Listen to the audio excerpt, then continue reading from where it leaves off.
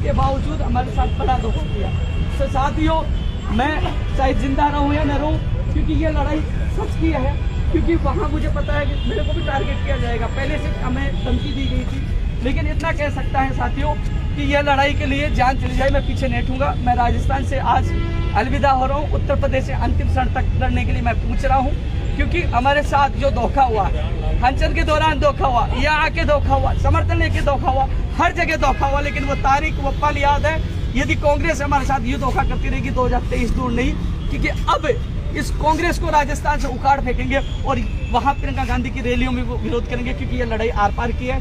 साथियों, आप लोगों ने इतना सहयोग किया, मैं धन्यवाद देना चाहूंगा आप लोगों को जो आप हमेशा साथ रहते, लेकिन अब या तो मरेंगे या जीतेंगे। इस अंतिम या विदाई लेने से पहले इतना कहना चाहूंगा कि हम सच की लड़ाई के लिए जान दे देंगे, पीछे नहीं हटेंगे, क्योंकि उपेंद्र यादव किसी पार्टी और किसी राजनेता के सामने न झुकने वाला है न बिकने वाला है। सिन्हा ठोक के लड़ाई लड़ी थी, आज भी लड़ूंगा, चाहे ध्यान दे दूंगा, लेकिन पीछे नहीं हटूंगा।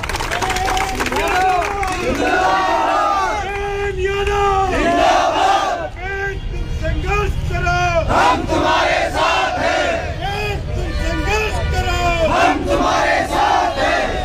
तुम संघर्ष करो, हम तुम्हारे साथ हैं।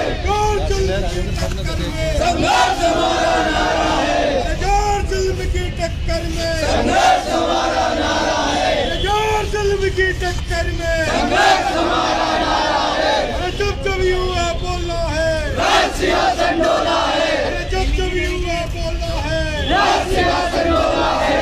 जब जब युवा बोलना है, राज सिंहासन डोला है। तुम संघर्ष करो, हम तुम्हारे साथ हैं।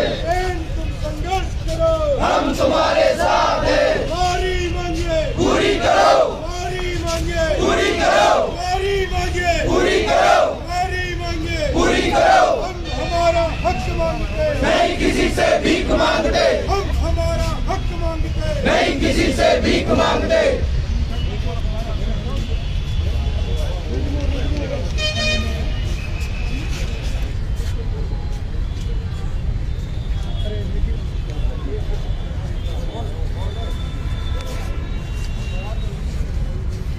आप अपने हिसाब से निकल जाना, मैं निकल रहा हूँ ना, सारे लोग अपने हिसाब से चलेंगे।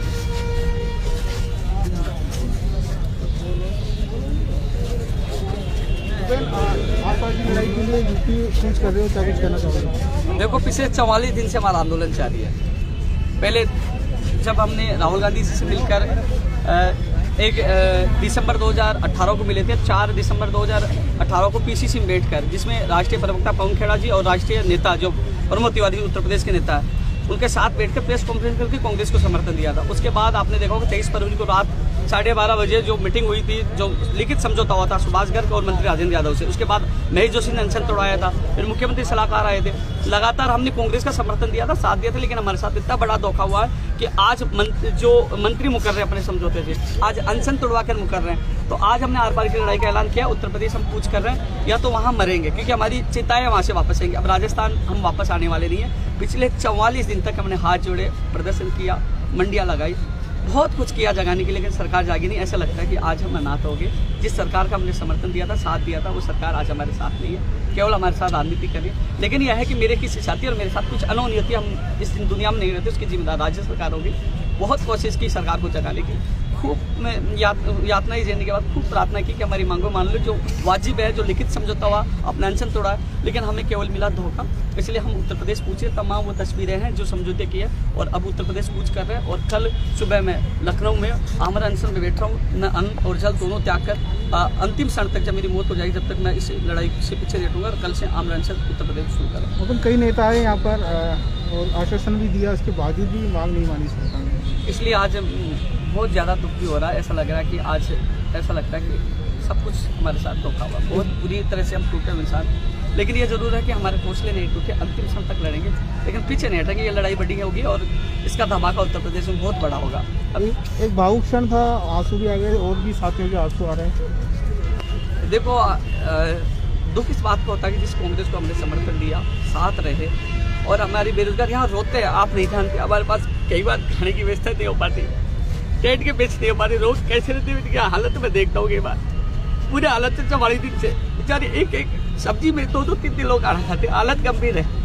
कैसे किराया दे रहे, इनकी हालत इतनी गंभीर है 44 थी। आज क्या है कि मैं इतना मजबूत था तो ये लोग मुझे देख के खुश रहते थे, लेकिन मुझे आज ऐसा लग रहा है कि बिल्कुल जो हालत गंभीर है, क्योंकि इनकी आर्थिक हालत इतनी गंभीर है। कैसे 44 दिन से राजनीतिक पार्टी के पास चंदा होता है, हमारे पास क्या है, रुकने की खाने की कैसे हम व्यवस्था करते हैं, कैसे अभी भी कैसे पैसे इकट्ठा करके किराए करके उत्तर प्रदेश पूछ रहे। हालत इतनी गंभीर है कि हमारा मरना ही, इससे ज़्यादा क्या होगा, सरकार का पीछा छूट जाएगा, मर जाएंगे। बुरे हालात इतने हो चुके हैं कि हमारे साथ इतना धोखा हुआ कि हम बहुत ज़्यादा डिप्रेशन में, लेकिन आर पार की लड़ाई के लिए उत्तर प्रदेश आ रहे।